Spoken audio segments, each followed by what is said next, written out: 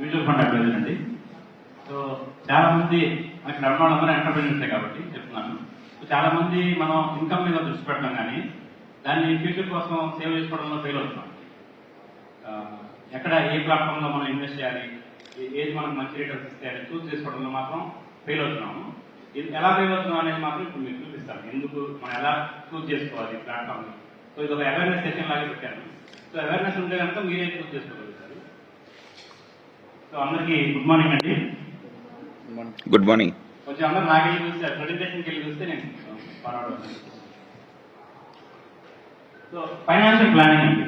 So financial planning అనగానే చాలా మందికి ఇది మన సబ్జెక్ట్, మనకు సంబంధించిన సబ్జెక్ట్ కాదు అన్నట్టుగా ఉంటారు. ఏదో ఇవాళ నేను సంపాదిస్తున్నాను, ఇవాళ ఖర్చు పెడుతున్నాను, ఇదే ఉంటారు. కానీ ఎప్పుడైతే మనం కొంచెం ఎర్నింగ్స్లోకి వెళ్ళామో రేపటి గురించి కూడా ఆలోచించాలండి. రేపటి గురించి కూడా ఆలోచించి రేపు మనకి ఏ విధంగా నష్టం రాబోతుంది, దానికి మనం ఏ రకంగా ఫుల్ఫిల్ చేసుకోవాలి అనేది మాత్రం మనం ప్లాన్ చేసుకోవాలి. సో ఫైనాన్షియల్ ప్లానింగ్లో వచ్చినప్పటికీ కీ ఎలిమెంట్స్ ఏంటంటే ఫస్ట్ హెల్త్ ఇన్సూరెన్స్ అండి.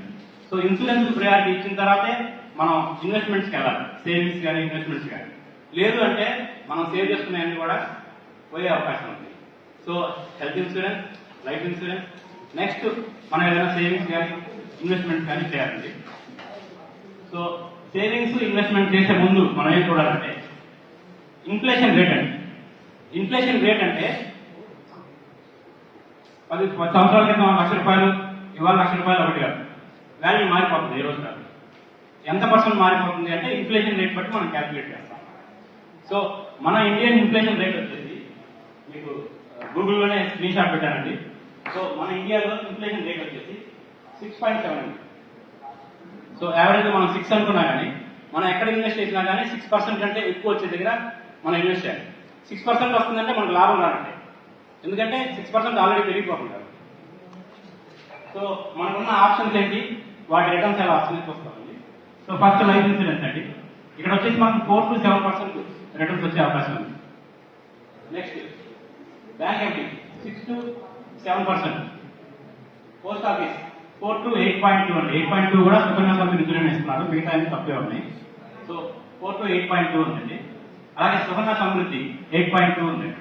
సో 6% ఇన్ఫ్లేషన్ రేట్ చేస్తే మనకు వచ్చేది ఏం లేదు, 1% అంతే. సో లాభం కోసం ఎప్పుడు మనం ఈ ఆప్షన్స్ ని, సేవింగ్స్ ఆప్షన్స్ ని చూస్ చేసుకోకూడదు. ఆ పేరు కూడా సేవింగ్స్ అని ఉంది, అంటే మన డబ్బులు మనకి ఇస్తారు అంతే. మనం దాచుకున్నా మన డబ్బులే మనకి ఇస్తారు.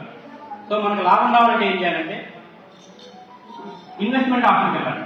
సో ఇన్వెస్ట్మెంట్ ఆప్షన్స్ వచ్చేటప్పటికి మ్యూచువల్ ఫండ్స్ 9% to 15%, 15+ అండి, 15 కంటే ఎక్కువ వస్తుంది అని చెప్పి స్టడీ ఉందన్నమాట. ఇవన్నీ నేను ChatGPTలో తీసుకునే డేటా అంతా.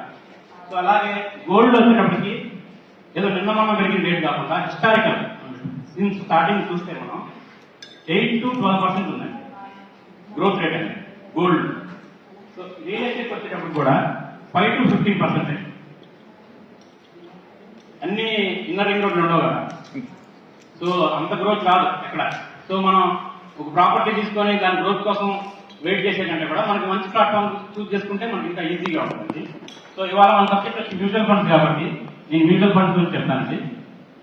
సో మ్యూచువల్ ఫండ్ అనగానే ఇట్లా ఒక అమ్మ వస్తుంది, డబ్బులు అయ్యే పెరిగిపోతున్నట్టు. కానీ మనం ఎక్కడ పెరగడం అనేది చూడలేదు. ఎందుకు అంటే అన్ని రోజులు వెయిట్ చేసిన అక్కడ మనకి ఆ క్యాన్ పట్టుకుని వాటర్ పోస్తున్నారు కదా, అది వాటర్ కాదు, టైం. సో అంత టైం ఇస్తే కనుక అవి పెరుగుతాయి. సో ఇందులో ఇవాళ మీకు పెద్ద సబ్జెక్ట్ అండి. నేను ఒక పాయింట్ చెప్తాను మీకు ఇవాళ, పవర్ ఆఫ్ కాంపౌండింగ్ అని చెప్పేసి. సో మ్యూచువల్ ఫండ్ లో పవర్ ఆఫ్ కాంపౌండింగ్ ఉందండి. మనకి ఇంకా అర్థమయ్యేటట్టు చెప్పాలంటే వడ్డీ మీద వడ్డీ, చక్రవడ్డీ అనమాట. సో మ్యూచువల్ ఫండ్ లో చక్రవడ్డీ అనే ఆప్షన్ ఉందన్నమాట. సో మీకు ఇంకా ఈజీగా అర్థం కూడా క్యాలిక్యులేషన్ తీసుకొచ్చానండి.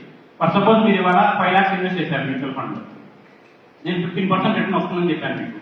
సో రిటర్న్ ఎంత అండి, 5 lakhsకి 75,000 అంతే కదా.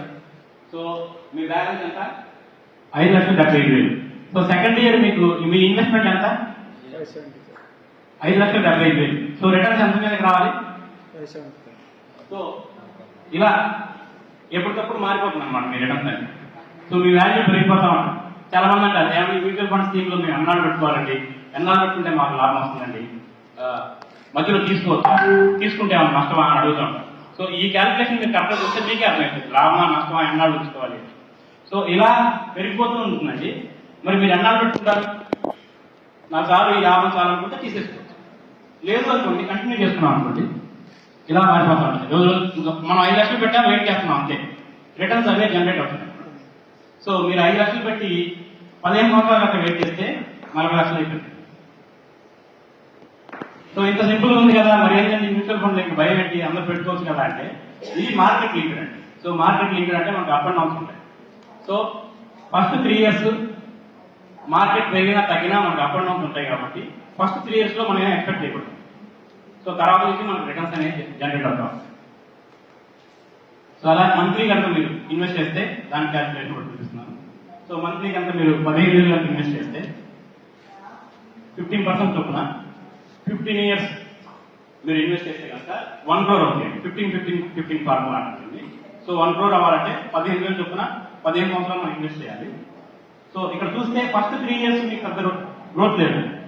తర్వాత మనం చూస్తే ఈ బ్లూ కలర్ మీ ఇన్వెస్ట్మెంట్ అమౌంట్, ఈ గ్రీన్ కలర్ వచ్చేసి మీ రిటర్న్స్ అన్నమాట.